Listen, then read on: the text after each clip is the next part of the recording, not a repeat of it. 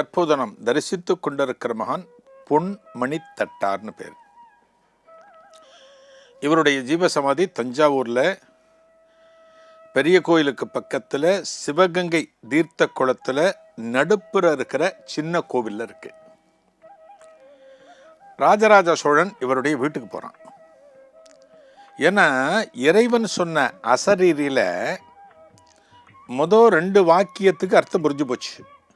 3வது வாக்கியம் பொன்மணி தட்டாரின் இதயத்தில் யாம் குடியிருக்கிறோம்.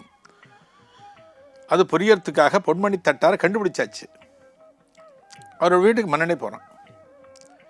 இதுக்கு நடுப்புற இவருக்கு இந்த பொன்மணி தட்டாருங்கிற பேர் எப்படி கிடைச்சதுன்னு ஒரு குறிப்பு காணப்படுகிறது.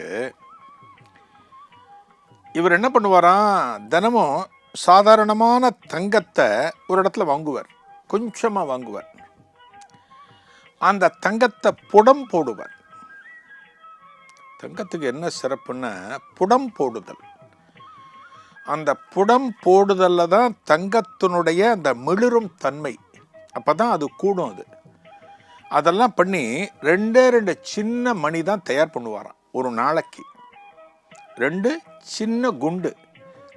இப்போ நம்ம சொல்கிறோம் 1 பவுன் அப்படிங்கிறோம், 8 கிராம் சொல்கிறோம்.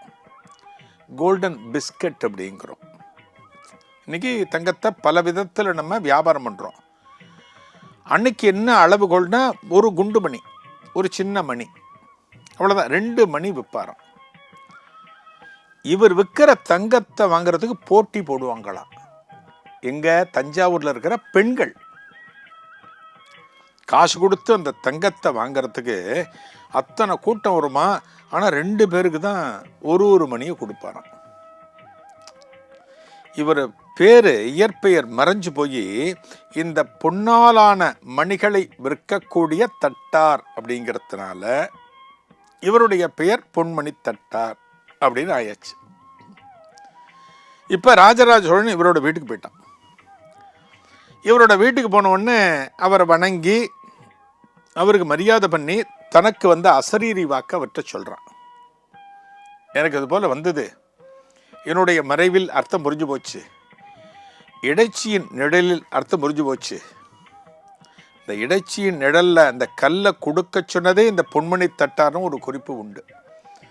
இவர் தான் அந்த ஸ்தபதிகள்கிட்ட இந்த கல்லை யூஸ் பண்ணிக்கோங்க, மேலே வச்சுக்கோங்க அப்படின்னு அவர் தான் சொன்னதாகவும் ஒரு தகவல் உண்டு.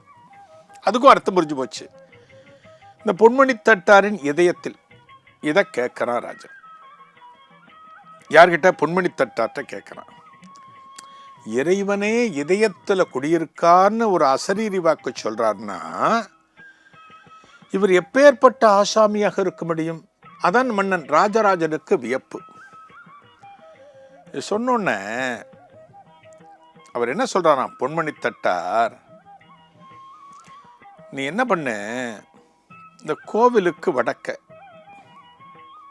இது பிரதான கோவில், இந்த பிரதான கோவில் ராஜகோபுரத்துக்கெல்லாம் வடக்க ஒரு தீர்த்த குளம் விட்டு, யார்? பொன்மணி தட்டார் சொல்றார்.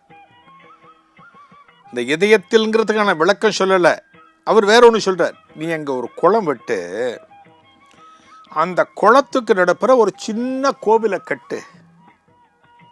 இது கட்டி முடிஞ்ச 8வது நாள் உனக்கு இறை தரிசனம் கிடைக்கும் அப்படிங்கிற.